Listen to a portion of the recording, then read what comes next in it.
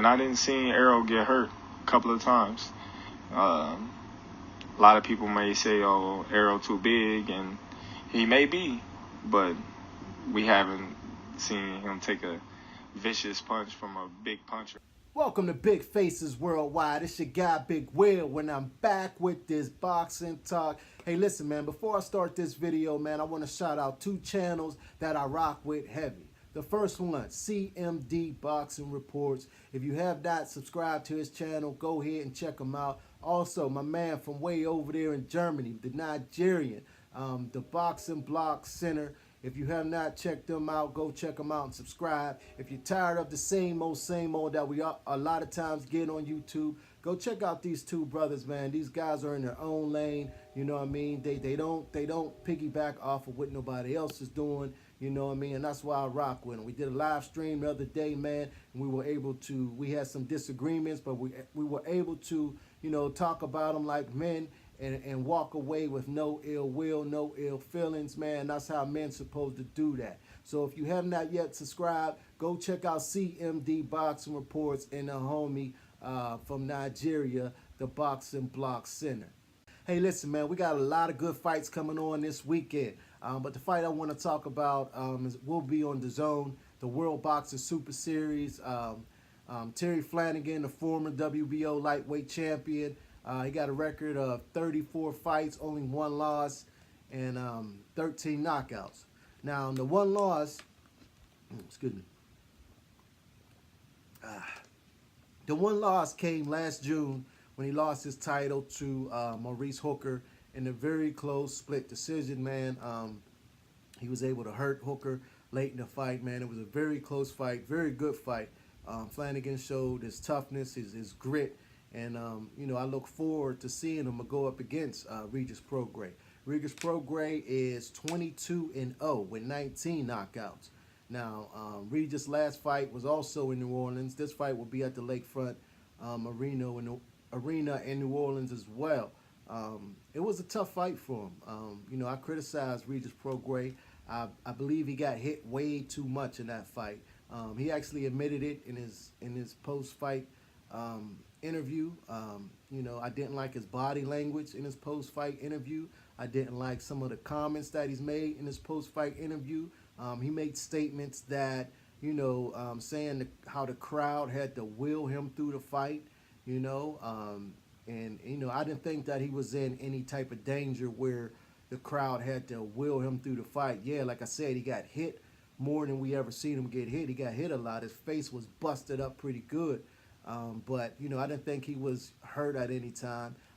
He might have been buzzed a few times, but I didn't think he was in any danger of getting knocked out in the fight. But just his energy after the fight, like, you know, like he had just ran a 5K race and he reached the finish line and he was just ready to fall out. You know, that's how I interpreted him. You know, after that fight, man, he was just like, wow, I got through this fight, thank God.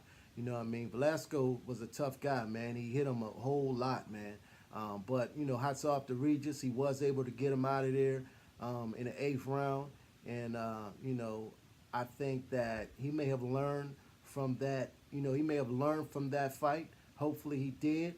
But Flanagan, you know, both of these guys are southpaws, for one. Both of them are southpaws. We rarely see 2 southpaws getting it on in the ring, but both guys are southpaws, and also both guys love to come forward. You know, so it's going to be interesting. It's going to be fireworks and explosions, I believe, from like the 2nd, 3rd round. The 1st round will be like a little more of a filling out round, but, you know, by the 3rd round, you know, with both of these guys' styles coming forward, I think we will see explosions, man. And I do, you know, I will say this, I will lean towards Regis Prograis winning this fight by knockout. I would say knockout because of the 2 styles. You know, the 2 styles, both of them like to come forward. Both of them like to, you know, like to get in there and fight. You know what I mean? But Flanagan, you know, he showed a lot of heart in that Hooker fight, man. He's not gonna lay down for Prograis, man. The question is, can Terry Flanagan rise to the occasion? And, you know, like I said, I lean towards Prograis and winning this fight, but I would not be surprised if Flanagan was able to pull this fight off, man, because like I said, Regis Prograis has shown holes in his game. Now he says he has other tools in his toolbox. I have yet to see him. Like, you know, he has this thing, he has a lack of head movement. He has this thing where he moves his head side to side, where in his last fight, Velasco was able to time him, you know, and that's why he got hit so much, because he does the same thing. Now, Terry Flanagan, I'm sure he was able to, if he watched any film like, you know, any fighter, you know, normally does, I'm sure he was able to pick up on that. And he might be able to expose that and have some success on that. But, you know, Prograis has shown a chin in the past. But, you know, you never know, man. You never know. The punch you don't see is the punch that will knock you out, man. And, you know, Prograis going to get hit in this fight. And this is also Prograis' biggest test to date. You know, out of all his fights, he never faced a guy like Flanagan. Flanagan, you know, with his experience, like I said, he got 34 fights against Regis, 22 fights. So, you know, I give the edge and experience to Flanagan. You know, Prograis, you know, when he fought against Joel Diaz Jr., both of those guys were prospects. You know what I mean? Joel Diaz just recently came back and, you know, looked good in this fight. But, you know, I was impressed with him in that fight. Even in that fight, he got hit a little bit. You know what I mean? And then we all know what happened with Julius and Dongo. You know, that was the weirdest fight I ever seen, man. Dongo was just all over the place. You know, however, Prograis was able to get him out of there in the second round quicker than the pound-for-pound king, Terrence Crawford. Prograis recently did interviews where he's saying that, you know, he looked forward to fighting Earl Spence. He looked forward to fighting Terrence Crawford, you know. And I believe that he's looking past Flanagan. He said that he expects to fight Baranchek in the finals of the World Boxing Super Series. You know, and you know, I don't know, man. Josh Taylor, you can't count Josh Taylor out, man. Josh Taylor is a beast. If you have not yet watched Josh Taylor, go and watch him. He is definitely an animal, man. And I would love to see those two guys fight. But Flanagan and Prograis should be a good fight. Like I said, both guys are southpaws. Both guys love to come forward. And that will be on Dazn Saturday night at the Lakefront Arena in New Orleans, 8 o'clock. I will be tuned in. We also got a couple other fights.